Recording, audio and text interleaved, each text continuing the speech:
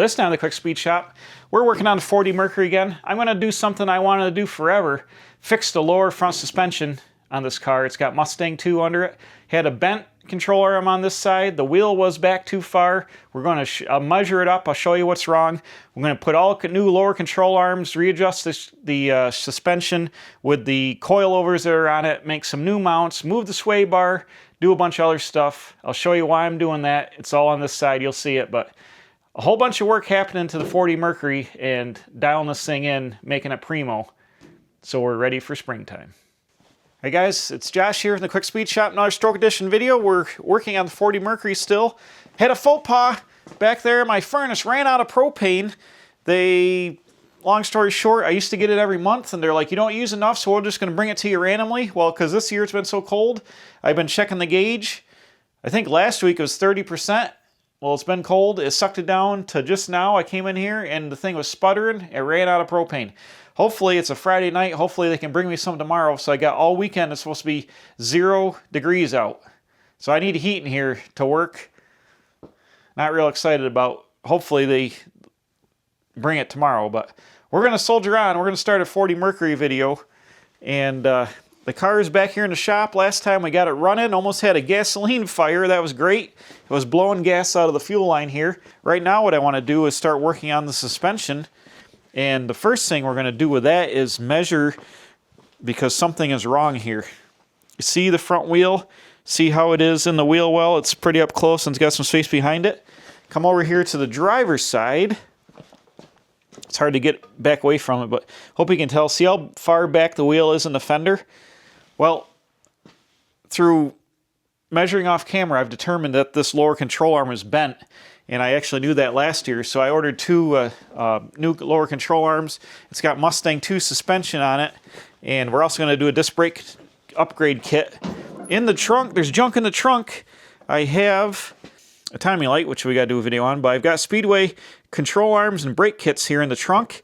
So we're going to fix what ails this car. And what I want to do is measure some points and see what we got. So hopefully the light's there. I'm going to measure off a hole back here. There's this running board bracket here, which this one's hit the ground, but see this next to it? Oops, where are you? Right here, there's a frame. This is a body mount here, so it should be the same on both sides of the frame.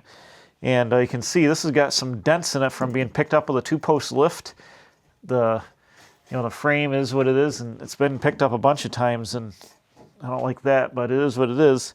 This has hit something here. This has hit something over here, this front body mount, which is just off the camera here. That's hit there or from a lift, I don't know. So anyways, this is a mount that should be good. So we're going to measure off like the front hole of the mount here, and then we're going to go up to somewhere on the suspension. Probably, let's start at the coilover shock bolt right here. I've got 71 7/8 to the front hole.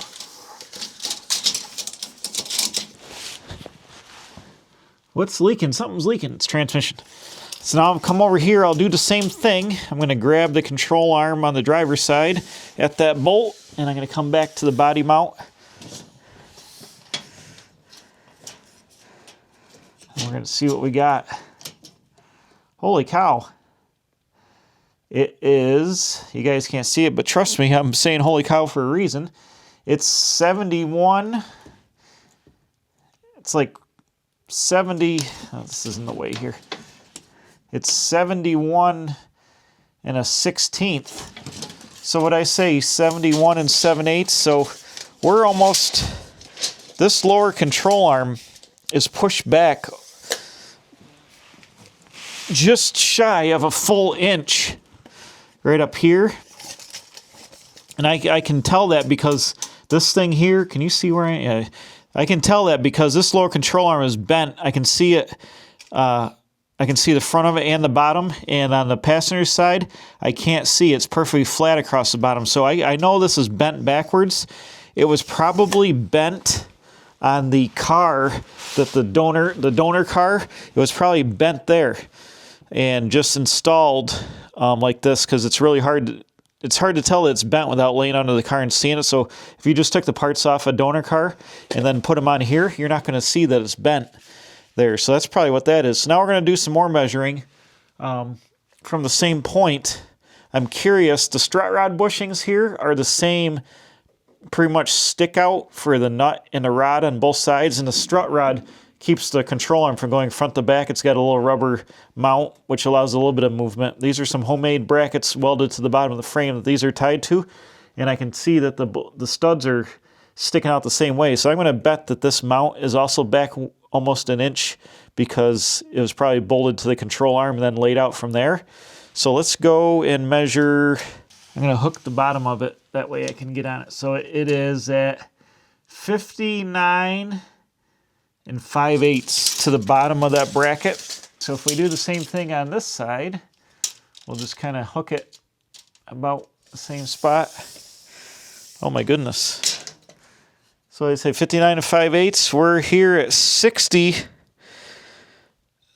and 3/8, roughly 60 and 3/8. So that is a quarter. That's 3/4 inch. So it's back about the same distance, 3/4 of an inch to 7/8 of an inch. It's back 3/4 of an inch. So that's what happened when this got put together. The control arm was put in the car with the strut rod bolted to it, and then the bracket was laid out from there and welded to the frame, which would make sense. That's what you would do if you were trying to lay it out. You would assume that nothing was bent and you would lay it out the same. That confirms that control arm and that strut rod bracket are both back almost a full inch compared to the passenger side, and that's why you got to figure we're measuring down at the control arm. So if you're swinging that much there, you're making an arc on the spindle, it's going to push that wheel back quite a ways. We're going to have to go over here on this side and adjust this bracket or cut this bracket off, or see if there's enough adjustment in the strut rod, which there probably isn't because there's not an inch of thread sticking out, and I don't want it all the way out to the end. So we're going to have to do something with that, cut that strut rod bracket off probably, and re-weld it to the car. This side we're going to use as the side we're going to mirror here because this side is good. All right, so what's going on is the driver's side control arm over here is bent back and the strut rod is bent back. So right now the wheels, if we're looking at the car from above, the right wheel is forward compared to the driver's wheel. They might be in line and stuff like that so the thing tracks down the road straight, but the wheels are I'm exaggerating it, but the wheels are like this. So with the control arm bent, that's what sucked this wheel back because it had twisted. If you can imagine twisting it, your spindle is up and down, and as the control arm was twisted on the bottom, it rotated the spindle back, which, you know, your upper ball joint is here. So as a control arm was twisted back, it pulled the wheel back in the wheel well. If we can picture that. So what we're going to have to do is unbolt all the suspension, take out the lower control arm, put the new one on, push the wheel back straight or to the same dimension as the passenger side, and then cut that strut rod bracket off the frame, re-weld it so we can maintain that geometry. But we're essentially, you know, your upper control arm is your pivot point, and it can do this. So it's back like this on the driver's side, almost an inch. So that's why this wheel is that far forward in the fender and the other one's that far back. All right, I got the wheels off here, and we got a mess on our hands. I'm just going to warn you, we got a mess. First of all, let's take a look. Here is the Mustang II suspension. This is original Mustang II out of an actual Mustang II. Original cross member, original up and lower control arms. It has some kind of coil over in it with a stock lower control arm with a cross bolt, a 1/2-inch cross bolt to hold the lower control arm up. That's our first problem. Second problem is I don't know exactly how I'm going to get this out of here. I don't have a spanner wrench to take the load off the coil over, and maybe I can put the floor jack under it and jack it up and hold it, and then back off the nut here and work it out like I'm not sure exactly how that's going to work yet. Probably got to take the sway bar off, and I noticed the sway bar bushing is missing. It's broken on that side on the top. So that's our first problem. Oh, and you see the 9.5-inch tiny baby brakes from the Mustang II. We got an 11-inch rotor kit to put on this once we get this thing all back together. Oh, and it's missing the bushing. It's missing a boot on the tie rod end. So we're also got that problem. So that's our first set of problems. But you notice this side, you notice how the wheel is centered in the fender well pretty much. It's might be like a touch forward, but it's centered in the fender well. See that green bolt I added to the body mount? Now I got a point I can pull the tape measure. So I measured from that bolt to the ball joint Zerk fitting on both the bottom of the lower control arms. This one's, I think, 74 inches to the bottom, and the driver's side is 73 inches to the bottom. So that lower control arm is kicked back an inch on the driver's side. That's our first problem there. Let's just go ahead and roughly measure the fender. It's about 17 inches from where it ties into the running board to the bottom of the fender there, about 17 inches, give or take. So let's go to this side. Oh, here's our new lower control arms. We'll get to them in a minute. Let's go to this side. And look here. I think you can see how the wheel is back in the fender quite a bit. So 1 inch of that is the control arm being bent, but we've got another issue. Let's get the tape measure back out. Remember, it's 17 inches on the driver's or on the passenger side fender. Let's measure about the same spot to the opening on this fender. It's like over 19 inches, so it's about 2 inches closer to the wheel. And when this car has the wheels looking straight like it is now, you can really tell that this driver's side wheel was way back in the fender. So these fenders are actually fiberglass. They're 4041 Ford fenders because of Mercury. Nobody makes Mercury fenders. And you see the seam right here. On the inside, you'll notice these rivets. Or actually, I'll show you the one with the light. They are grafted to the original steel fenders, which you can see now because they're cracking. It's got a rivet line here and here and here. So this is steel fender here. This is fiberglass. And on the inside, you'll be able to see the overhang. So this is the fiberglass fender. You can see the fiberglass in it. Here's the original steel fender. I don't know what happened, but I'm going to guess that the openings aren't real symmetrical in these fiberglass, cheap fiberglass. They're probably from Speedway or something, and the opening is not symmetrical because in the front of the fenders, they line up to the front of the car good. The hood all lines up. The bumper's on there, pretty much the same gap to the. Actually, maybe I should measure that. Make sure maybe this whole fender is ahead on this side. I don't know. The bumper, I'm pretty sure I got square and I put it on it. So let's measure right to the center of the headlight. That's 4 inches to the bumper, and then over here we got 3 inches to the end. So here at the headlight we've got 4.5 and 4. What did I say this was? This is about 4.25. This is like 3. So it's possible this fender got installed ahead a little bit because of the seam. You can see the seam here in the paint where it's coming apart. Basically, we've got stacked up problems here where the driver's side tire ends up being 3 inches back in the wheel well right now without doing anything. So we're gonna solve the 1 inch problem by fixing the lower control arm and moving the wheel ahead an inch, but it's still gonna be, this fender is still 2 inches longer here to this hole, and it looks really bad when the car is sitting there to wheel straight. Like it looks really bad. The other side's fine, this side looks really bad. And it's the driver's side, which every time I see it, I can't stand it. So there's no way the fenders are molded into the car and stuff, and like I said, they're all riveted together without completely destroying the paint and stuff. I do have a steel fender for one of these cars, but I don't have any way to replicate the paint and the flames on this to make it match. I was going to say I could cut the body filler here. That's where this is just seamed body filler. Cut all this up replace this fender with an original fender that I have, but that would be very difficult to replicate the flames on it. I'm thinking about just taking, because this is fiberglass here, and I do need to make a mount because this shakes and it's cracking all the body filler. I am thinking about just taking it and taking the grinder and start picking a point where we can just roll into it and cutting it back to here.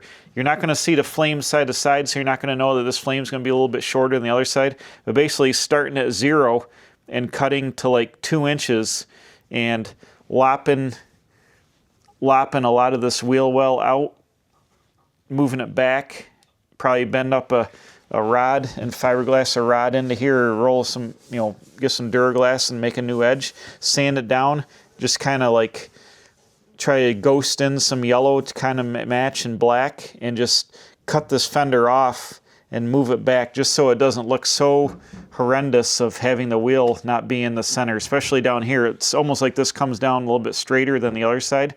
So I think if we cut it, take a sliver out of here, it's hard to, it's got to come almost up into here, start taking a sliver out and open this wheel well up.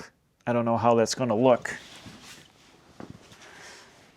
So you see how much this is here, and see how the tire, see how there's so much gap, and then it goes away to nothing in the back here, and it's actually like inside the fender almost.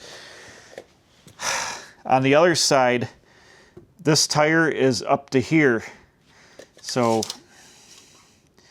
the 1 inch we're going to move it ahead is going to help a little bit, but the 3 inches, I think this whole fender, either the hole is in the wrong spot or it's grafted on too far ahead.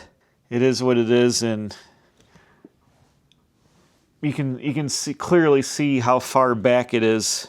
It really looks bad to me. I can't stand it. So another problem we got is we got these awesome Tubular custom fabricated lower control arms from Speedway, which they make to use. I ordered them for stock springs because these are stock control arms here. They got a really nice threaded ball joint here, really nice all TIG welded together. The problem is they have a 7/16 bolt for the shock mount, which is factory, and then the coil spring sits on this custom bracket, the factory coil spring. The problem is we have some kind of coil over action in here with 1/2 inch bolts on the bottom and spacers to hold it there, that holds the whole weight of the car, and then this coil spring that goes up into the stock control arm. Now, I can't probably put the weight of the car on a 7/16 bolt because it's probably going to break it. Even with even if I welded sleeves on here to stiffen it up, it would probably shear that bolt. 1/2 inch difference between 7/16 and a 1/2 inch diameter is a lot. And I can't just drill it out and put a bigger bolt in it because they sleeve these through these control arms with a bushing and then a threaded bung on the other side. So that's an issue. I can't put the coil over. I ordered these just because they're for stock springs, so I figured they would work. Well, guess what? That's been drilled for that big bolt to hold that coil over in, which these can't. So I could cheat it, cut this lip off for the stock coil spring, and we could weld a piece of tubing for a 1/2 inch bolt across the top of this with a hole in the center, and just bolt a bolt through it. It would jack the front of the car up a 1/2 inch, but we could weld a piece of tubing right across the whole thing and then just have the bolt be in the center of it. That's something to think about, because right now it's pretty much, I don't know, an inch and a half down from the top of the bolt's almost in line with a control arm bolt, which that is now. So if we just took it and welded a piece of tubing up top long enough to me to get a bolt through, it would have to be a long 1/2 inch bolt, but it doesn't matter as long as the center was just cut out enough for that coil spring to fit in, or that coil over to fit in. Then all the weight would be pushing on top of this control arm here. All right, so next afternoon here, I called about propane, last night, and then I called again to today, and the guy's like, yeah, it's going to be on the truck. Well, it's almost 3 o'clock, and propane truck ain't here yet. And we're getting temperatures dropping. We're down to 42. So it's 0 outside and windy. I think what I'm going to do is make a mount. I had to go buy some 1/2-inch long grade 8 bolts. What I'm going to do is we're going to eliminate this lower bolt, the shock bolt, but we're going to weld these spacers, which are the old engine mount spacers when I fixed the engine bushings on this thing. We're going to weld these across the top of the control arm. I'm going to cut this ring off for the coil spring. We're going to weld these bushings on here and then bolt through here. Weld them on really good, or maybe gust them too, but essentially do like it is right now with the hole through the lower control arm. We're just going to bump it up on top of the tubular control arm. So it's going to pick the front of the car up maybe an inch, but that's okay. It's super low to begin with.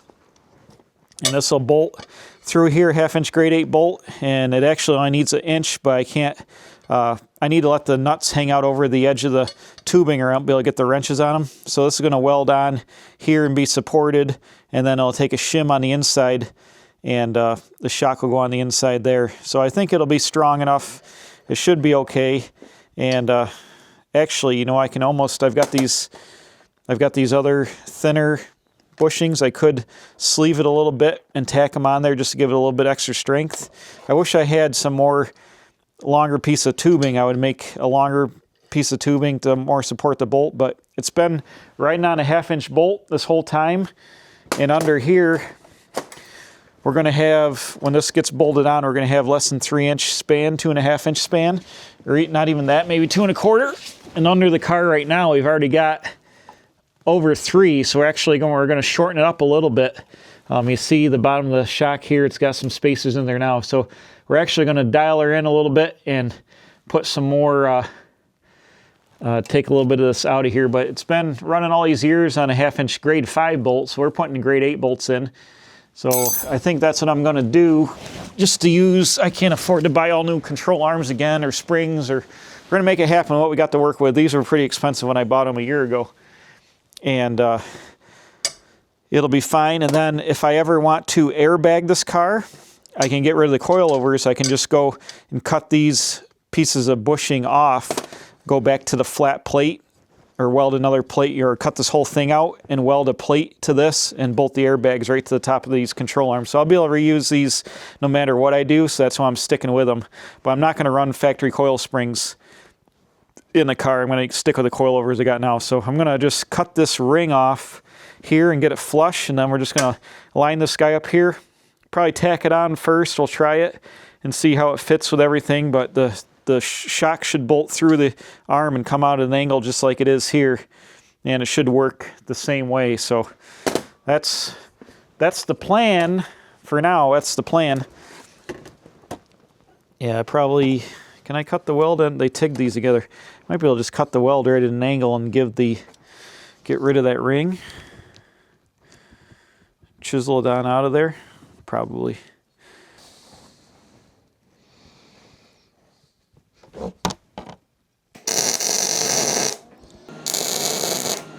That's what I'm talking about right there. All right, we'll just leave that. We'll just tack her for now. Boom, so you see, there it is there. And by setting these in, I got enough room to get my socket just on there, just enough to tighten that nut up. This side has got enough to get a wrench on it to hold it, so we should be good there.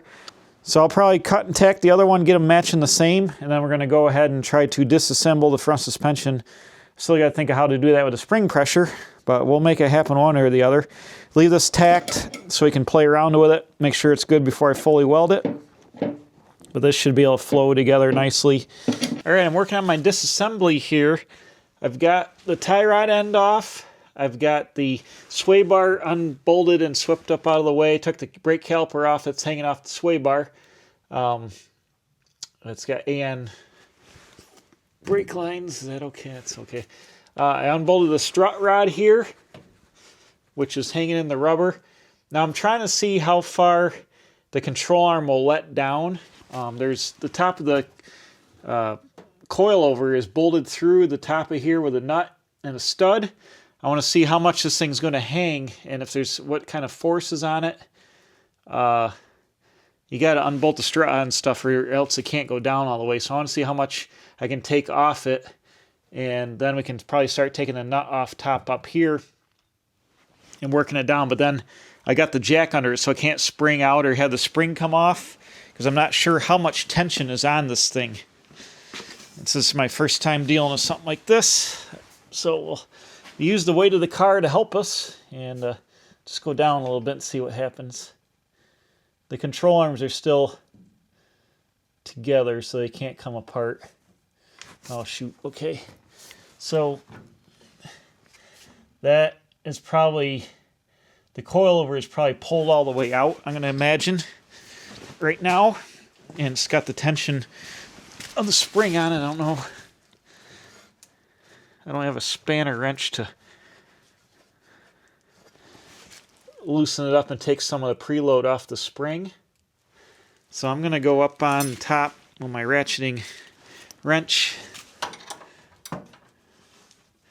Break the, there's two nuts. It's got like a jam nut on it. There we go. Start backing the, what do you call it, off.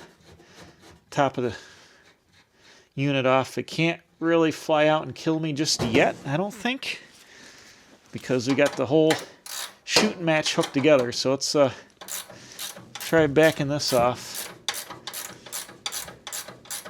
and letting it down. I'll put some slop in it.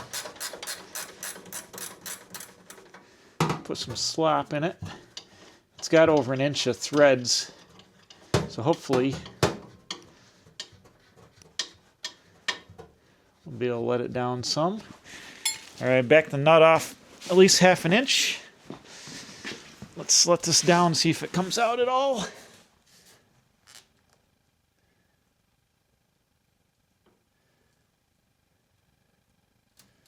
Yep.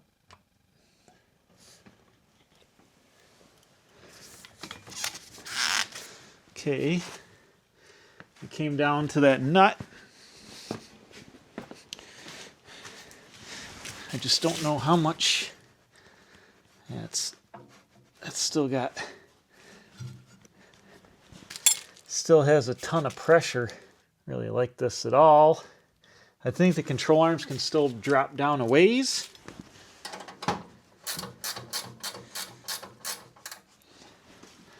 I have a V860 water pump spanner wrench for putting V860 water pumps together.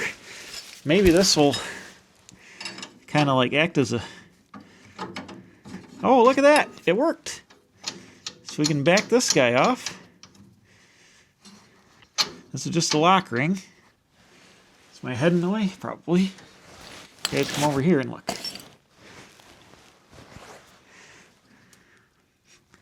Can we unspanner the spring? Oh. Wait a minute. Maybe.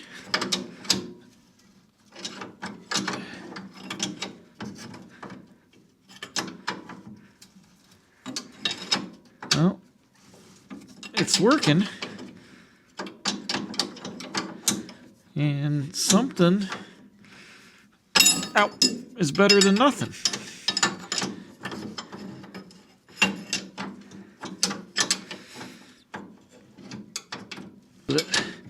Okay, the spring is starting to spin a little bit. Okay. All right, that makes me feel good. It's got hardly any tension on it. So let's back the lower, if I can get in there, let's back the lower guy up. Oh. Having trouble reaching.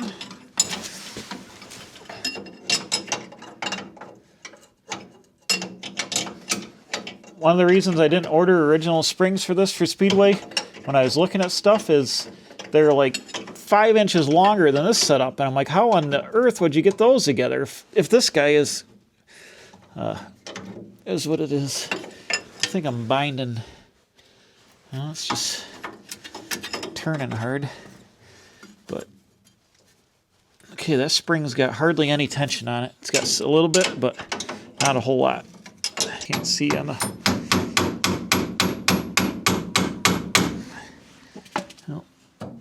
Yeah, that spring is about ready to come out of there.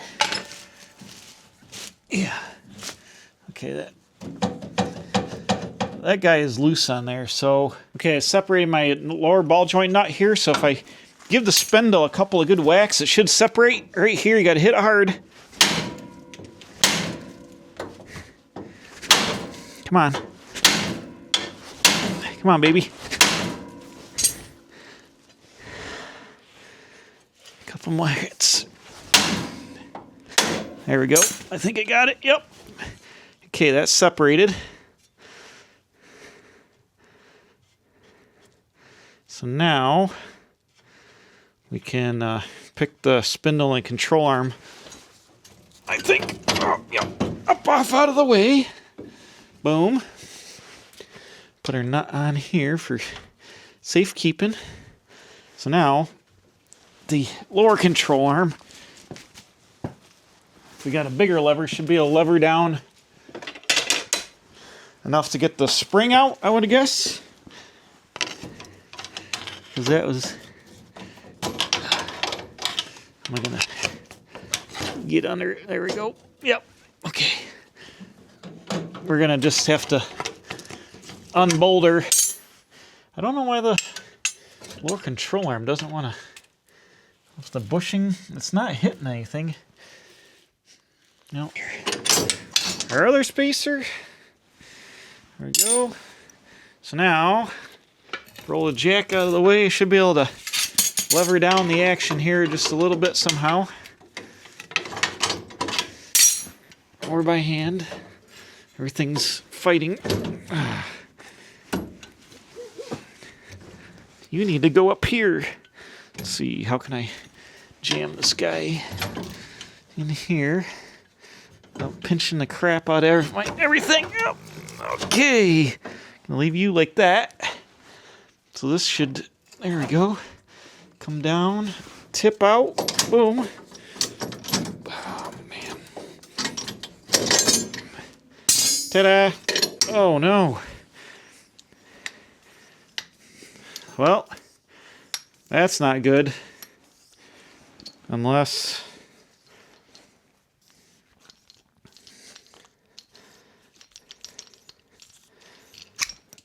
Well, maybe it's got an extender on it.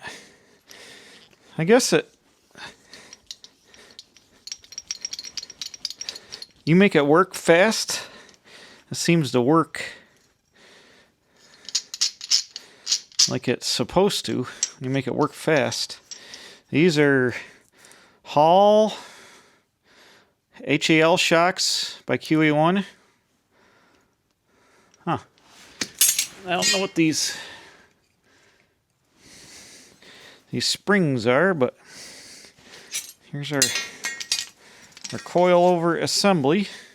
Well, we got our control arm jammed up here. The lower control arm probably is ready to be unbolted from the car. Oh, that's stiff. I guess I could have loosened that bolt up some, made it easier to move around, huh? Okay, unbolted the lower control arm. Here it is. It's stock, where the spring would sit on it, and the hole that's drilled through it is for the shock to bolt. So I think we're ready to try our proof of concept with the new lower control arm. We need the right one. Here we are.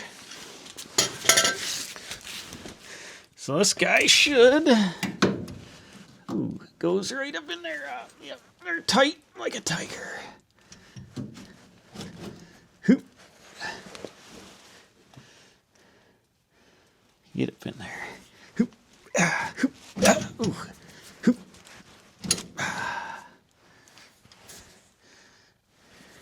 Go right there. The bolt should go right in right there. Where's the bolt? Right in my hand. Get in there.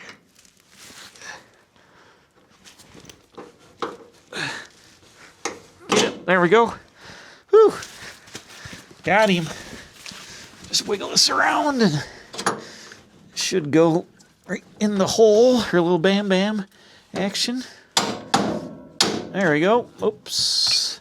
This guy needs to be held up a little bit more better.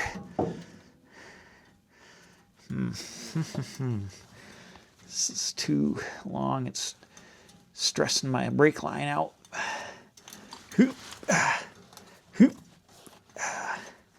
try that. That's better. There we go. All right, so there we go. There's our lower control arm.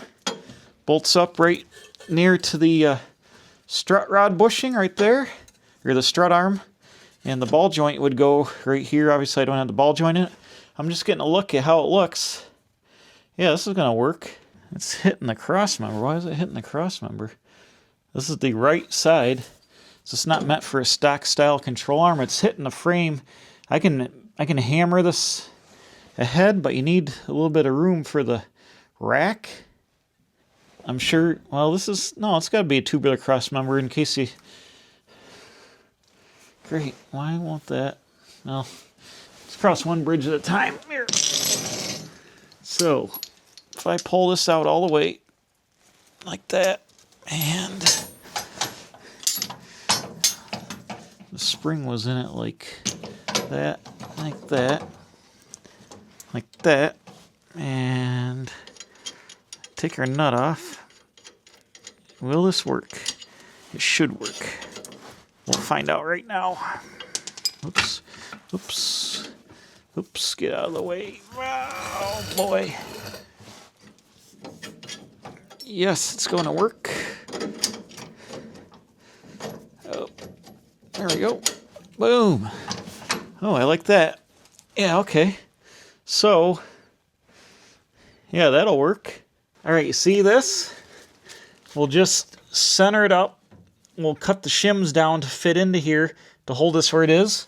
The 7/16 shock bolt, we can just leave that in place as an extra stiffening member because the bottom of that shock clears it, or the coilover clears it. This will pick the front of the car up about an inch doing this, which I said earlier I don't mind because the car sat so low in the front. It was only about, I don't know, 3 inches off the ground in the nose, so it'd be a lot better to pick it up like 4 inches off the ground in the nose. It'll ride, less hitting the ground. It's not going to hurt it to have 1 inch extra ground clearance. But I think this is going to work out. Well, they're set up just fine. Burn that in there, maybe put a gusset on it. These, it's not going to go anywhere. It's actually got a grade 8 bolt instead of the bolts that we're holding it in were grade 5 fine thread, but now we'll have a grade 8 bolt holding it in, and should be fine. Okay, it's a few hours later. I've just been welding and painting. I've got the control arms painted, and here's what the bushings look like welded on there. They're all welded on solidly, and I added these little pieces of round stock just to help support it. Just welded them into the piece and put them on there. So this is the driver's side, and this is the passenger side. And I used the Vice Grip Garage Rebuild Black to paint them on top of some primer. So we're good there. I got both lower control arms out now. And if you look down, you see how the one on the right like kicks up in the bushing, the one on the left's like straight. That's where it's twisted. This is the driver's side one, and this is the passenger side one. And I also noticed something that's odd, and I don't know if this is how they all are. When you order these control arms, I thought they're rights and lefts. The new ones that I ordered are rights and lefts. I know that because they're marked rights and lefts. But look at these. These are identical stampings. The coil spring comes down and sits in this pocket here and sits in this pocket here. This one leans to that side, leans to that side. So I don't know if this... because this doesn't appear, this is the one I thought was twisted. It doesn't appear to be twisted when I look at it now, laying on the ground compared to the other one, except maybe a little bit in the back. But see how the bushings are the same, facing the same way? I'm almost wondering that this car had a control arm replaced, or the donor car had a control arm replaced, and they put the wrong control arm on it, because it would seem that these would be rights and lefts. But I'm not an expert at Mustang II, so I don't know, but these are definitely the same stamping, but it's weird that the spring pocket would be all leaned over to one side, and this would be the same. Like, it seems like they would be different side to side, especially if they're stamped differently. It would seem like they would be different side to side. So I don't know if maybe that's just because somebody put 2 right-hand lower control arms on it is what happened. I don't know. But anyways, we're fixing it all by putting the right ones on there. So this guy is all torn off here and ready to go. I am going to have to cut the strut rod bushing bracket off the frame, which is going to be a chore because it's welded on there pretty substantially. I'm going to have to cut that off because that's going to have to get located ahead. There's no way really to take the strut rod, which is here, and shim it. It kind of like mounts how it's meant to mount how it is. So there's not really any way to do anything with that. So we're gonna have to cut the bracket off the frame and move it ahead to wherever it is to be symmetrical. This side is going to go right back together, no problem. I did have to trim the cross member a little bit here, like it was going to hit. Where is it? Over there. I trimmed a little bit off. You see some pieces here to clear. I forgot to fit the other side before I painted it, so I won't know if that's going to be right. But this side can go all back together first, since this is the side that we're not going to worry about. So we'll just bolt this side right back together with a new control arm, put the spring in it. I adjusted these up the same. I want like 5 little the threads on here. I put some anti-seize underneath these so it shouldn't seize up. But I adjusted it. Both are set the same. The other one I think is on the ground over here. Yep, I already got it set up to go back in. Like I said, once we put the new control arms on, it's going to pick the front of the car up 1 inch, which is going to help me with driving it, because I've slammed the front end of this car on the ground multiple times driving it, and I haven't driven it that much since I've had it. But you can see there is a skid plate sort of thingamajig under the nose here, and the nose is kind of like structural steel. It's pretty beefy, made out of tubing under here. And that skid plate piece, even though it's not straight, it's off center some, or it's bent 102, because see it's not centered up on the grill. It goes back to the cross member, and the cross member is caved in a whole bunch. That must have been happened in the donor car, must have been caved in. But it is what it is. So the car was only about a construction boot toe off the ground in the front, so about 3 inches. And when the suspension worked, I've hit the nose on the ground of this car, like I said, multiple times. So picking it up 1 inch is not, it had quite a bit of rake to it, so picking it up 1 inch is going to make it a lot more drivable, safety wise, or not safety, but like bottom and out wise. So I'm not unhappy with that. And in the future, like I said, we might airbag it. These control arms will make it real easy to airbag. I can just cut those brackets off, make a plate that bolts right to that flat plate, bolt the lower part of the airbag to it, bolt the upper piece. But it, like I said, it's $1,500 for an airbag kit, so I don't have the money to do that right now. I got my bill for my hospital stay, and it's a lot, and I got to make payments for multiple months here to pay that off. So no buying airbag systems for cars when I got to pay the hospital. Dang it. Okay, it's the next day. The paint is dry on the control arms, and I've got my shocks just roughed up. This is a passenger side, which we've been working on first. It's just going to go back how it is. I had to cut the spacers down, and it was very tricky to figure it out because I just eyeball welded these on, so I had to cut the spacers custom.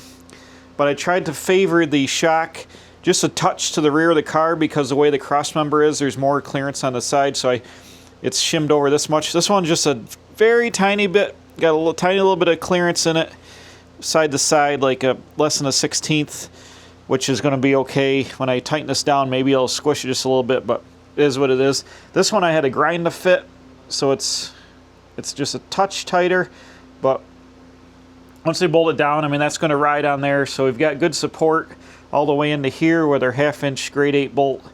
And I added, like I said, I added these little guys on the back here to help support it just a little bit more. All your force, weight of the car is pushing down through the control arms, and you only need just a little bit of weld on rebound to hold it from ripping the control arm, but you got the weight of the car on there all the time, and it should be good. And this guy's going to supply a little bit of angled force since we're pushing on the thing like that. Just a little gusset action to help extra, but I burn these in nice and hot through the plate. I burn them all the way around the bottom, so they are connected to the outside tubing, and they're here. I can't imagine it's going to go anywhere. I mean, you're relying on a 3/8 stud on top to hold the whole thing to the car anyways. Kind of. Oop, I don't have the spring on yet, but that doesn't matter. This guy will kind of just go up in here-ish. Yup. Oops. And then, oh no, the nuts on it. Everything's covered in anti-seize. And that's a problem. Dang it. Dang it. Come on, man. Get off there. Alright, there we go.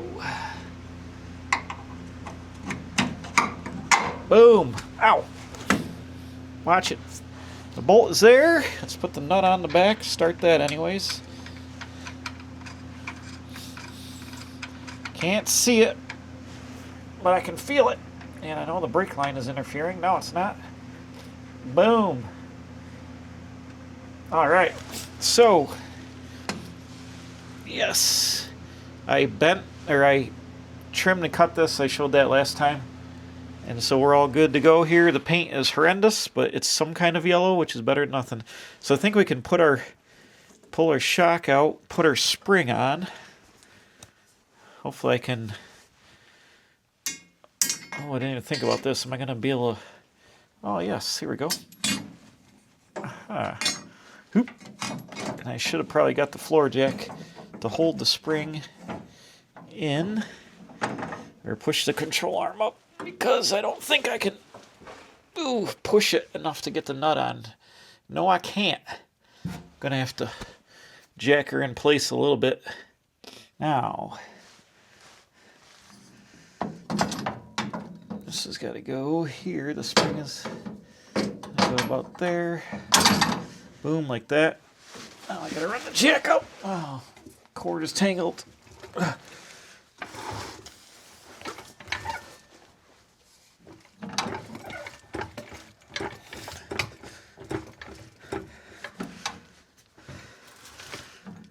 Okay, we're immediately gonna tear all the paint right off of this. I can already see it happening. Let's see, this is gotta go here, this has gotta come down. Yeah, we're immediately gonna tear all the paint off.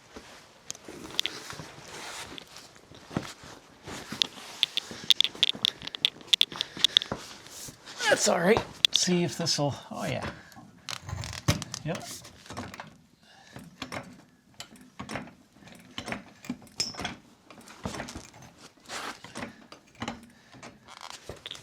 Let me get since we're putting a bunch of tension on this, I got to get the stud and the nut in there, which didn't happen yet. Oh boy. Great. This is how you die.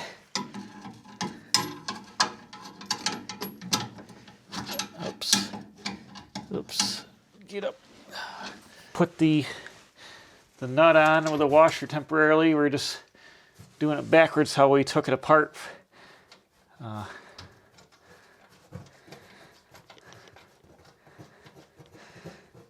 Get this guy up here. We'll drop the upright down. Get the ball joint going so we don't die. Pin all this back together.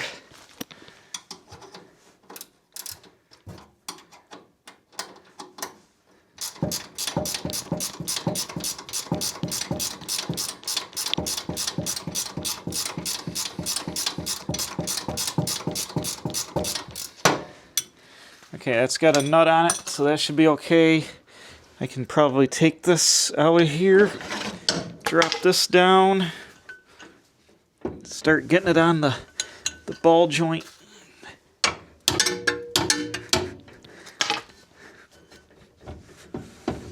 There we go. Oh, there we go. Nice. That go down anymore? Oh, there we go.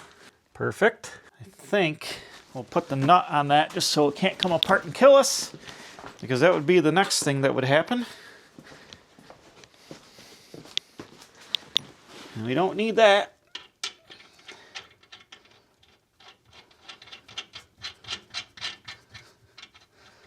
All right.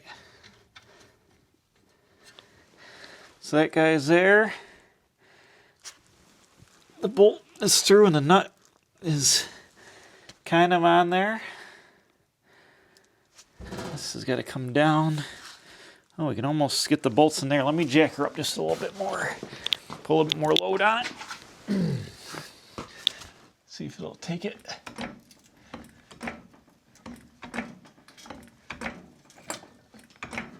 It's doing it. It's not picking. It's not picking up the car yet. It is. Oh, there we go. And that's looking good. So that guy should come right down where it's got to be. The next question is, how hard is it going to be to line these bolts up? Probably not too bad. I'm going to take the nut off the top of the shock real fast and put the rubber on it now that it's pushed up through the frame over an inch, so I can get the rubber on it. This is going to work out just dandy. Get our rubber on top. Boom.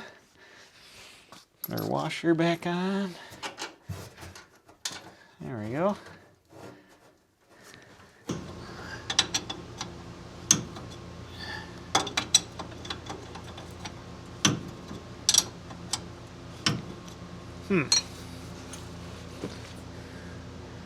I think we ran out of threads on our ball joint. The hole is way up here for the what do you call it? That's awful weird, but the rubber is mushed down where it's got to be. I don't understand what's going on here, but oops, I bent my dust shield. The dust shield's coming off anyways. All right, so let me tighten the top of this down. Okay, so I've taken the paint off a couple of things, but everything is loosely bolted together. I'm going to bolt the strut rod down, bolt the tighten up all the bolts, tighten up the lower control arm bolt, tighten up the ball joint. Like I said here, there's a spacer washer it comes with, and the castle nut's way up here, so I guess I gotta put a couple spacer washers on it and back the nut off so I can put the cotter key in it. It's not a big deal. And I think we're running out of threads because it's starting to spin the ball joint, so I got to space it up so it doesn't spin the ball joint. Mush this down. It's really smashing the rubber really bad, so hopefully that's okay, but it is what it is, I guess.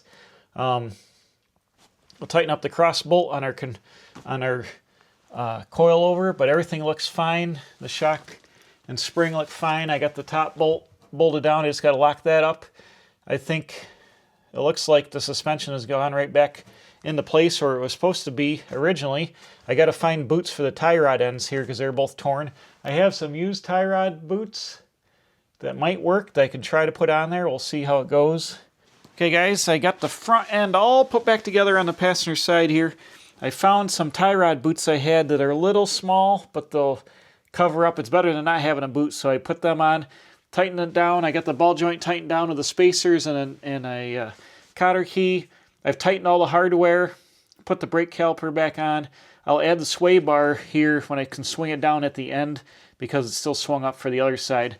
But everything looks good. It bolted in there good. The lower control arm is going to be perfect here. I can't wait to set it down. Right now the suspension is cycled all the way down, but you saw when we jacked it up, it went up a ways. I'm hoping it just picks the front of the car up an inch. I think that's going to be perfect, like I said. But we'll wait and see until we get the other side put together. Then I'll put the blocks back out that I had under the tires, and we'll set the car down on weight on the blocks and see how it rides and how it sits. Well, not how it rides, but how it sits. But I think it's going to be perfect. So I'm really happy how this side came out. The other side's just going to be the same process as this. So I probably won't show a ton of it because you just saw this in this video. I think it's getting long material time-wise. But essentially, one thing I do need to do is I got to cut this bracket free from the other side, and I'll have to put all the suspension together. I might put it together without the spring so I can measure, push it fore and aft, and bolt this together and get it on where it's got to go. Or I'm going to measure from here to here and see what this dimension is. I'm sure that's almost an inch backwards on the other side, but I'll have to cut that off and weld it back on. It's the only thing it's got to change. But then we can just bolt all this right back together just like this side, hook the sway bar up, and then set it down and see how it's going to go. But I can't wait to see how it rides, since we haven't changed any geometry up here or the tie rod ends and stuff. Just swinging the wheel head in an arc shouldn't, I can't say for sure, but it shouldn't affect the alignment much, if anything, because we're not changing the camber or stuff on the top. It should, just sliding this along the frame should keep everything, I think, where it was, if the car is even lined up to begin with. I got new tires on it, but I haven't really driven that much. The tires aren't wearing and the car doesn't pull either side. So I'm hoping that it's going to be close enough to be okay. I might do a tape measure alignment with it later on when we get going. And one thing I did notice, it needs a boot on the rack on the other side, which I don't have, so I'm just going to have to run it like it is. But it's not like this car gets driven in the rain and the salt and the mud and stuff. So hopefully I can get along with a torn boot for a while, or I might get one of them clamp-on ones. I don't know. I got to see what I can find. Some Mustang rack. They're super cheap. You know, if it wears out, you can just buy a manual Mustang rack. I think I even have one that I bought somewhere at a swap meet. I got a whole bunch of them, like super cheap, like 30 bucks. So I might even have a whole brand new manual Mustang rack. But anyways, I'll try to find a boot for that. All right, so a little while later here, I've got the strut rod bushing mount just welded to the frame. I had a heck of a time cutting it off, and I had witness marks where I had to move it ahead the inch, but I ground them off when I was grinding the paint off because it was burning. But we got to move the head. You can actually see the old line here where it was welded across, and I was able to butcher it off there and move it ahead.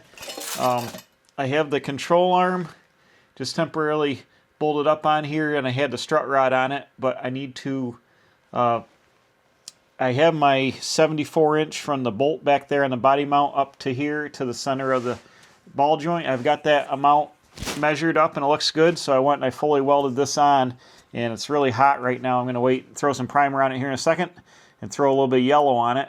But I am going to have to, the control arm is about a 1/4 inch back, and I got to like drag it ahead. I might ratchet strap it to the bumper mount or something so I can pull it ahead and not have to fight with it.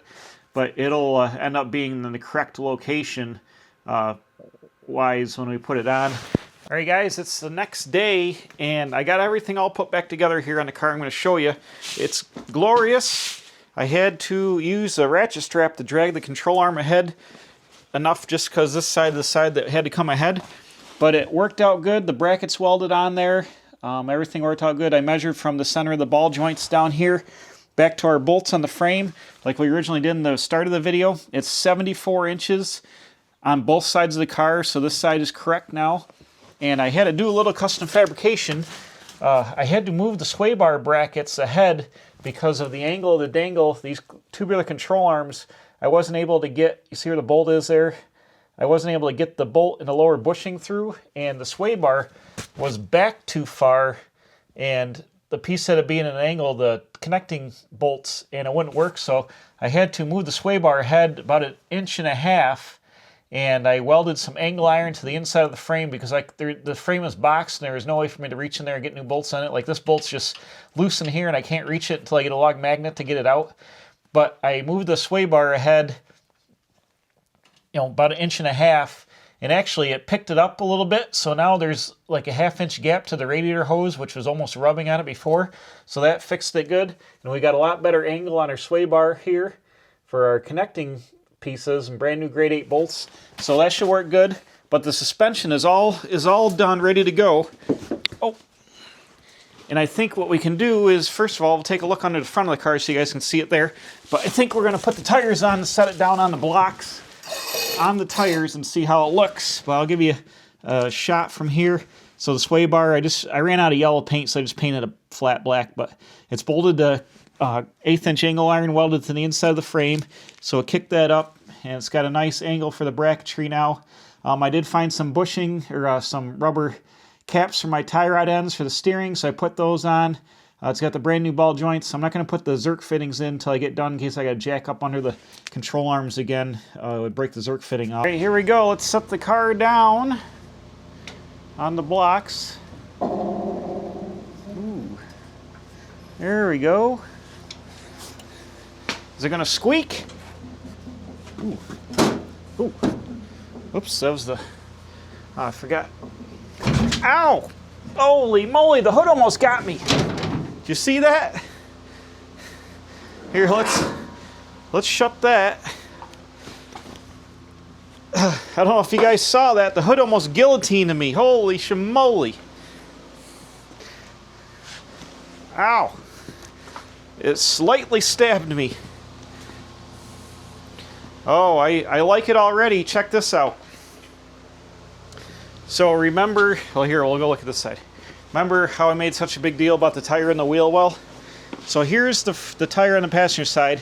You see it's tighter in the front than it is in the back. This fender is actually bowed way out here, which is part of the problem. This is bowed way out. It should be in there like another inch, but the fiberglass is just cheap fiberglass.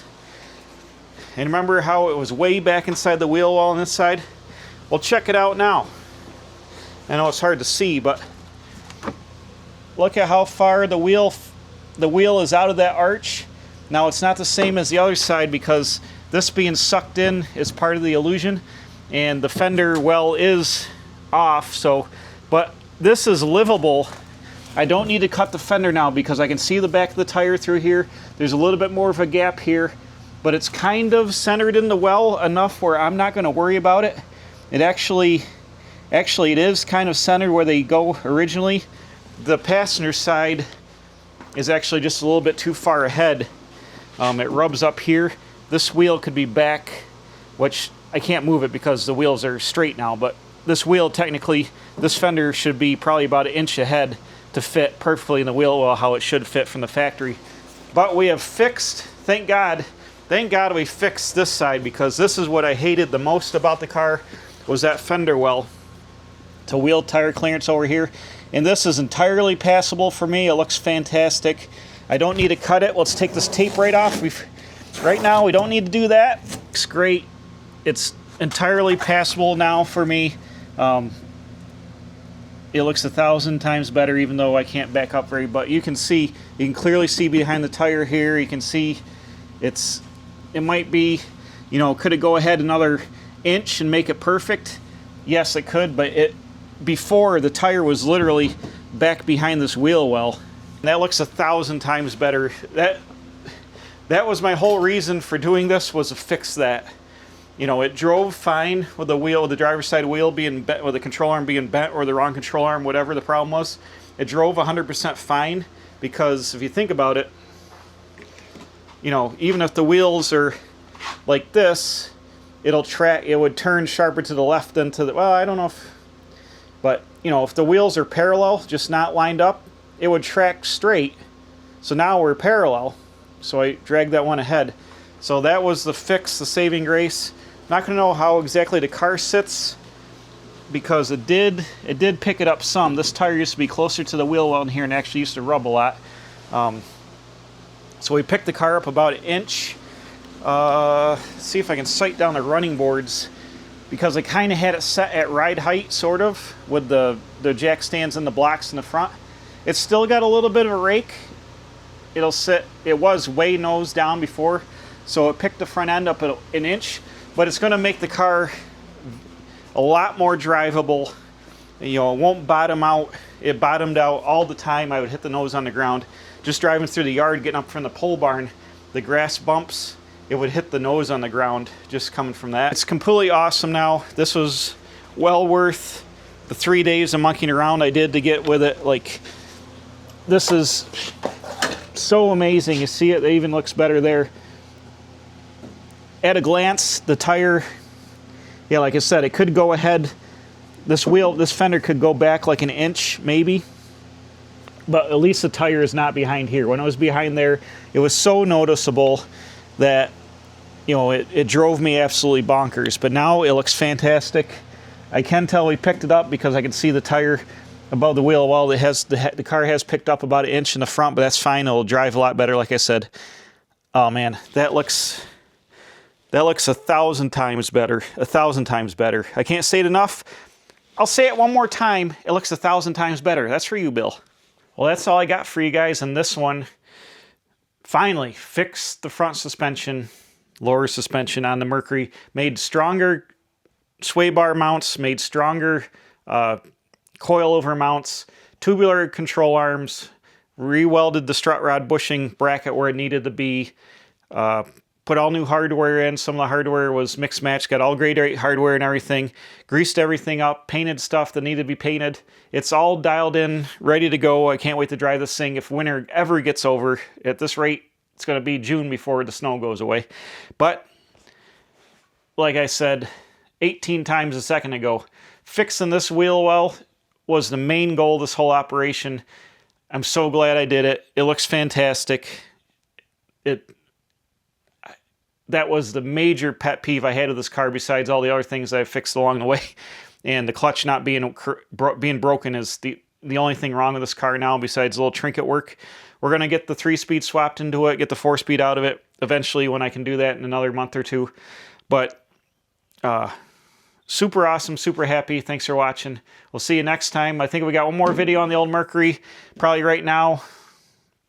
One or two more, probably. But first thing we're going to do is, next video, we're going to put the Speedway 11-inch disc brake rotor kit on it. You saw when I had the wheels off, this has the original 9-inch Mustang II rotors. We're going to deep six them. We're going to get new brackets to bolt onto the stock Mustang spindles, new rotors, GM-style calipers, 11-inch brakes on the front of it. It's already got a Ford Maverick rear end with 10-inch 10 by 2 or 2.5-inch drums on the back. So they have 10-inch drums on the back, 11-inch rotors on the front. This car always stopped okay. Well, I mean, it stopped pretty good, but it had 9-inch brakes all the way around it. That's not really, you're right on the edge of, that's not enough braking, especially for a car this big. So we're going to put on the 11-inch rotors in the front and take care of that. So until next time, thanks for watching. Stroke Edition finally fixed the suspension on the 40 Mercury.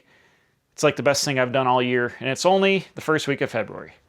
We'll see you guys next time. Thanks for watching. Bam. Here, making this thing better every step of the way at the Quick Speed Shop.